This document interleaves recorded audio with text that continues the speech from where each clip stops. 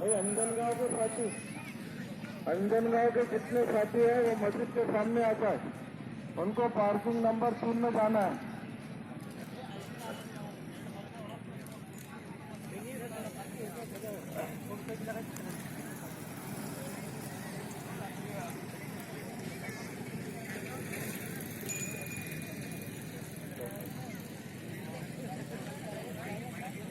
सौ साथी अंजनगांव के रफीक भाई के साथ में आए, वो साथी भी सब यहाँ आ जाए मस्जिद के पास, और 50 साथी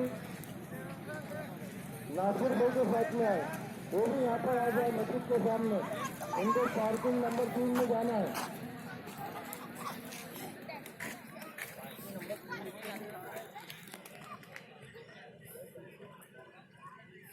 और भाई जितने साथी खाने से फारिग हो चुके हैं वो सब साथी इसको में जाने पंडाल के अंदर छतरपुर में जाना है।